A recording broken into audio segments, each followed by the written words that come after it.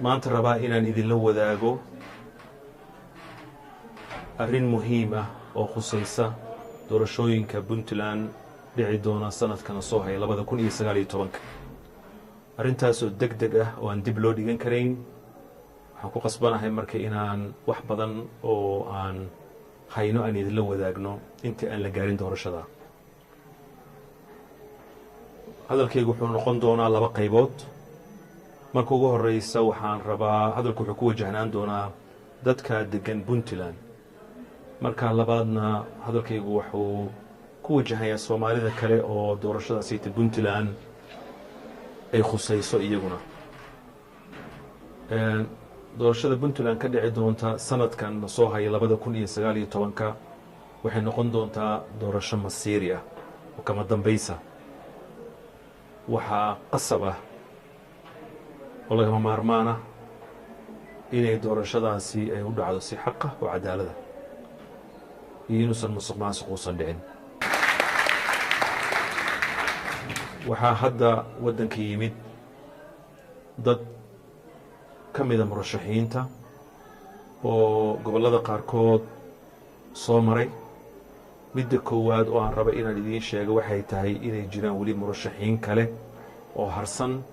oo aan weli waddanka imaan oo aan weli si soo shaac bixin oo imaan doona ilaah hadduu yidhaahdo bilahana soo haya taa waa qodobka koowaad midda kale waxaan rabaa inaan idiin sheego idinkuna aad sii shaacisaan sidai awalba hawshiinu ahayd in doorashada sanadkan dhici doonta ay ka duwanaan doonto wixii hore u soo maray Puntland dadka qaarkii waxay u haystaan doorashada inay u dhaxayso qof iyo labo iyo saddex tartamaya umurtu saa maaha doorasho qabaa'il u dhaxeeya maaha doorashadu waxay u dhaxaysaa laba kooxood laba fariiq oo ishaya taana weeyaane midda hadda igu qasbaysa inaan arrintan aan sii sheego oo aan dadka ku sii baraarujinno labada kooxood oo ay tartanku u dhaxeeyo koox waa wada taqaaniin waxa weeye kuwa ku taqaaniin karti darrada kuwa hore loo soo tijaabiyey kuwii lagu yaqaanay musuqmaasuqa iyo isdabamaryeynta kuwii lagu yaqaanay xumaanta iyo ballanfuridda kuwii lagu yaqaanay inay u adeegaan nacabka kuwii lagu yaqaanay inay urursadaan hantida ummadda kuwaasi waa isku koox anigu waxaan u naqaanaa kooxdii sharka ma wada socdaan oo mid walba gooni u qaraabanaya mid la socda ma leh laakiin waa ka wada siman yihiin xumaanta kooxdaas iyada ah oo xumaanta isku biirsaday waxay leeyihiin kuwa jagooyin ka soo qabteen dowlad goboleedka Puntland waxay leeyihiin kuwa jagooyin ka soo qabteen dowladda federaalka waxaana ku jira kuwa aan wax jaga ah hore u soo qaban labada qayboodba laakiin xumaanta ay ku jirto oo raba kuwa ka horeeya oo kale jidka ay mareen inay maraan kooxdaasi xumaanta isku biirsatay oo raba inay Puntland ku hayaan sida hadda maanta ay tahay iyo si ka sii liidataba waxa kaliya isku hadlaynayaan oo ay shir walba la taagan yihiin waxa weeye waxaan sidanaa lacag waxay aaminsan yihiin dadkiina halkaa fadhiya iyo dadka u dhashay Puntland oo idil inay yihiin shay ay iibsan karaan shati ay kiraysan karaan meherad ay lacag siisan karaan shilimaad yaryar ay siisan karaan muddo 5 sano iyo 4 sano ahna ay ku shaqaysan karaan wax dan iyo heella kama leh jiritaankiina wax dan iyo heella kama leh magaciina iyo sharaftiina kuwaasi waa kooxda sharka qabiil walbay leeyihiin laakiin waa wada taqaaniin anigu inaan tilmaamo oo magacyadooda sheego looma baahna laakiin marba haddaan sifaadka aad maqasheen idinku sifaadka intaa qaadaan qofkii ay khusayso markaa kulli faaqa magaciisa kooxdaasi waxay isku hadlaynayaan lacag waxay meel walba la taagan yihiin waxaan bixin doonaa $1 lacagta ay sitaan oo ay leeyihiin anigu maba aaminsani inay run tahay laakiin hadday jirto waxay ka imaanaysaa 3 meelood mid ka mid ah ama waa lacag dowlad shisheeye ay u soo dhiibatay oo nacab ah oo qorshayaal fog leh oo rabta in ay goboladan ay dana ka fushato dabcanna waa ka garan kartaa haddii dowladii ay hawshaasi gashay oo lacag soo dhiibtay inay qorshe foga ay leedahay oo ay rabto in ay ka faa'iidaysato hantida waddankan uu leeyahay qaybta labaad oo ay lacagtaa ka imaan karto haddayba jirto waxa weeye in gobollada qaarkooda waddanka kooxa jooga oo dana gaara leh ay qof maalgeliyaan oo yidhaahdaan annagu waxaa noo tahay xaakim ordoo waxaa noo tagtaa puntland noo xakamay dadka xagga jooga ummaddaas weligood xorta ahayd ha gumoobaan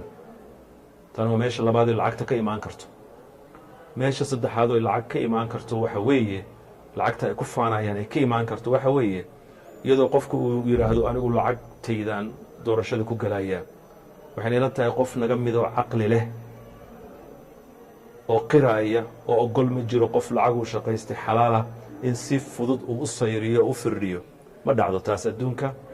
طبعا hadday taas jirtana waa lacag xaaraana oo uu qofkaasayto intuu xukunka hayo uu urursaday oo uu rabo mar labaad inuu kugu xakumo marka ama ha ka timaado waddan shisheeye ah ama ha ka timaado waddanka gudihiisa ama ha noqoto xaraan hore loo urursaday oo la rabo in lagugu xukumo mar walbaba lacagtaas qofka sita sifo kale iyo magac kale uu leeyahay ma jirto aan ahayn tuug raba in uu waddanka dadka jooga uu duleeyo hantida yar oo hartayna uu xaraashto doorashooyinka hore ka dhici jiray puntland waxaa tartami jiray afraad 2 3 4 5 sanadka haatana waxay ugu duwan tahay doorashooyinka hore oo idil waxaa tartami doona 2 kooxood waa idiin sheegay kooxdaas sharta isku biirsatay laakiin waxaan rabaa inaan idiin sheego way dadkuna wada ogaadaan arrinta aan rabnay inaan shaacisaan waxay tahay waxaa jira koox kale oo abaabul waday muddo 3 sano iyo bar dadkaasi waa kooxda hortaagan kuwa waxaa ka mid ah dad hufnaan lagu yaqaan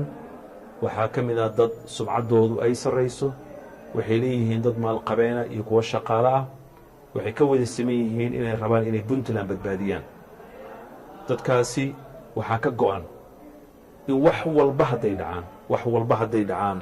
aan mar dambe dadka jooga puntland aysan shallaayin mar dambena aan subaacaas loo ogolaan in mustaqbalka ilmaheenna iyo kuwa dhalan doona ay gacanta ku dhigaan kooxdaas labaad oo hortaagan kuwa sharta isku biirsaday saa idiin sheegnay abaabulkooda waxay wadeen muddo 3 sano iyo bar ah waana dhammaystiran yahay waxaa hormuud u ah isbahaysiga midaynta iyo soo celinta rajada ummadda soomaaliyeed ee rajo oo aad wada taqaanaan oo aad ku taqaanaan in hawsha ay bilaabaan aysan weligood ka harin saanadda ay kooxda labaad oo aan ka hadlayo ay sitaan maaha dollar saanadda aan sidanno waxa weeye iimaankan ku qabna ilaahay caza wajalla in uu xaq oo helin doono saanadda labaad aan sidanno waxa weeye kalsoonida aan nafteenna iyo aqoonteenna iyo kartideenna iyo waxqabadkeenna aan ku qabno saanadda saddexaad oo aan isku hadlaynayno oo aan hubno inaan ku guulaysanayno waxa weeye kalsoonida aan ku qabno shacabkeenna shacabkaasoo hadda soo jeeda shacabkaas oo aan marka haatan aan ogolaanayn wax walboo dhaca in subaacaas mar dambe ay hantiyaan talada waddanka haddaba labadaa kooxood wey wuxuu tartanku u dhexeeyay yaan loo qaadan inay qabaa'il tartamayaan yaan loo qaadan inay afraad tartamayaan labadaa fikir oo iska soo horjeeda wey waxaa tartamaya tartanka puntland ka dhici doono doorashada waa tartan hiigsiga lagu kala duwan yahay aragtida lagu kala duwan yahay fikirka lagu kala duwan yahay dadka tartamayana aysan dad meel soo wada istaagi kara ama lisbarbar dhigi kara aysan ahayn waxaa jira waqtiga xaadirka waxaan la soconnaa in ay qaar ka mida kuwaasayta sharka iyo beenta dugsada ay olole doorasho ay ka wadaan waddanka gudihiisa waxaa aad og tihiin weli puntland barlamaankii horaa sii shaqaynaya oo ay hawshiisa socoto barlamaankii wax dooran lahaa weli ma dhammaystira laakiin sidii lagu yaqaanay oo ahayd mar walba inay isku dayaan inay musuq maasuq ay ka shaqeeyaan dad gaarana ay soo saartaan way ku tallaabsadeen waxaan nagu maqaalo ah inay qabaa'ilka qaarkood ay la xiriireen waxaan ognahay in lacag yar oon macno lahayn ay bilaabeen inay sayriyaan waxa ay hamigoodii u yahay in xildhibaanada hadhowta dooran doona ay soo saartaan laakiin waxaan idinkugu bishaaraynayaa oo idinkaga farxinayaa ilaa iyo hadda dhowrka qabiil oo farakutiriska ah oo murashaxiintii uga qaybgeli lahayd baarlamaanka cusub doortay ilaa iyo hadda dhallinyarada soo baxda waa wada naqaanaa fikirkaan aaminsannahay aaminsan yihiin waana ku hongoobeen waana kuwa ilaah hadduu yidhaahdo ay ka mid noqon doonaan goortay doorashadaa dhacdo 8 ama 9 bisha janaayo sanadkana soo haya codkana siin doona marka haddii ay garasho leeyihiin ku filan haddii ay iimaan leeyihiin ku filan tana waxay u noqon lahayd 10 annagu isbahaysiga rajo horaan u sheegnay inaan doorashadaas ka qayb gali doono ay markaan ay naga tahay dhab laakiin midda keliya aan sugayno waxa weeye waxaa noo dhiman in guddiga sare ee isbahaysiga rajo ay noo magacaabaan ciddii arrintaa hogaamin lahayd abaabulkiina waa dhammaystiran yahay 3 sano iyo bar lasoo dhaafay waxaan wadnay qorshayaal adag waxaan ku dhiirigelinay dhallinyarada gaar ahaan kuwa jaamacaadka dhigta in ay u tartamaan doorashada soo socota mana aha puntland keliya meel walba aan tagnay iyo gobollada maxaa yeelay qorshaha aan leenahay waxa weeye in dhallinyaradaasayta nadiifka ah oo la dulmiyey oo la xumeeyey ay qabsadaan meel walba oo sharci dejina si majarahan khaldan oo waddankeena uu ku socdo loo bedelo saansaankina waa muuqdaa puntland saan haddaba idiin sheegay arrintaas inaan u samaynayno argoosasho wallahi inaysan naga ahayn argoosasho waxay naga tahay waxaan rabnaa saan idiin sheegay inay tusaale noqoto lagu daydo maxaa yeelay haddaan rabno waddankeenna ama gobolladaas in majarihii hore uu ku socday laga duwo oo la hagaajiyo waa in marka ugu horraysa laga qabtaa inta xumaanta taqaan ama xumaanta abaabulaysa waa ogtihiinoo qofkii yimaada magaalo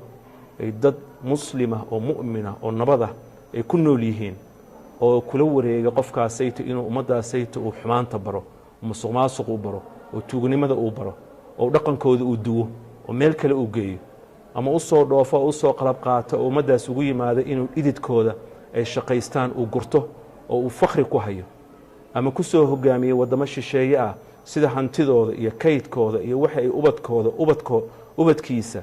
ay ku noolaan lahaayeen in laga qaato haddii qofkaasi wuxuu u reebto ummaddaas ma leh qofkaasi waa waxa qur-aanka lagu sheegay oo ah walmufsiduuna fi lard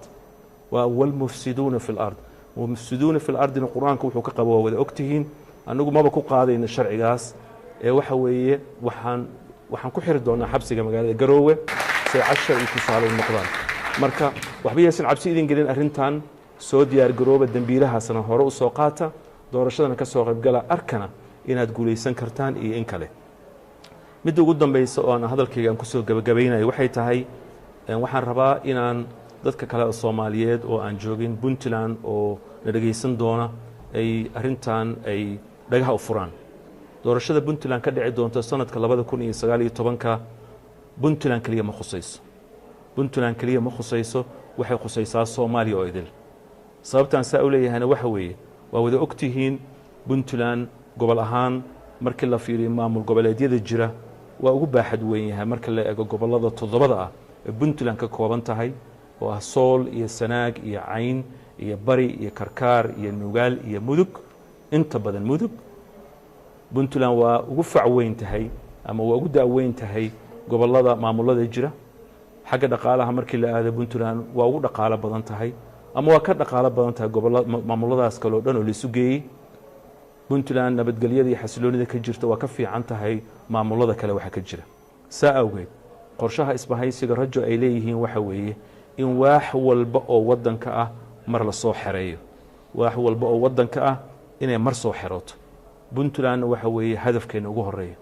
isbedelkii ka dhaca Puntland oo ay dad hufnaan lagu yaqaano oo raba inay wadanka wax u qabtaan oo aan loo caga jugleyn kareen oo la handadi kareen oo la dhamiska xunaan la bari kareen aan dhaqankooda laga duwi karin oo fikirkooda aan laga weecin karin markay Puntland gacanta ku dhigaan iftiinka meesha ka bax wuxuu gaari doonaa gobol walba iyo magaalo walba iyo caasimadeena saadaradeed waxaan rabnaa inaad la socotaan oo ogaataan dirirtaas culus aan galayno dirirtaas aan u galayno kaliya uma galayno inaan Puntland aan ku soo celinno majarihii saxda ahaa ee dirirtaas waxaan u galaynaa inay Soomaaliya idil ay tusaale u noqoto markaana ay Puntland caawinaad u geysato gobolada kale marka isha ku haya doorashooyinkaas wixii fariimaha idin soo gaarana waxa la idinka baahan yahay sidii awal boqorshuhu ahaa inaa u fulisaan waa guuleysanaynaa walaalayaal sababtoo ah ma suuroobi karto in laga adkaado ma yeeli karto inaan ku khasaaro doorashada haddii doorashada laga adkaado oo subacaas aan idiin sheegay mid ka mida uu doorashada ku adkaado Puntland ma jiri doonto dadka Puntland degan waxay noqon doonaan dad la gumeeyo waxa yar oo idiin haray waxay noqon doontaa wax la xaraasho dhaqanka aaleedihiin waxay noqon doontaa wax la rogo haybadda iyo sharafta aad lahaydeen iyo sumcadda idinku yaqaanayna waxa la rabaa in dhulka la dhigo saa awgeed waxa loo baahan yahay inaan gedigeena isu kaashano inaysan marnaba suuragal aysan noqon mar kale aan ku celinayo inaysan marnaba suuragal noqon in subacaas mar dambe lagu aamino mustaqbalkeena iyo mustaqbalka ubadka dhalan doona waana guuleysanaynaa insha Allah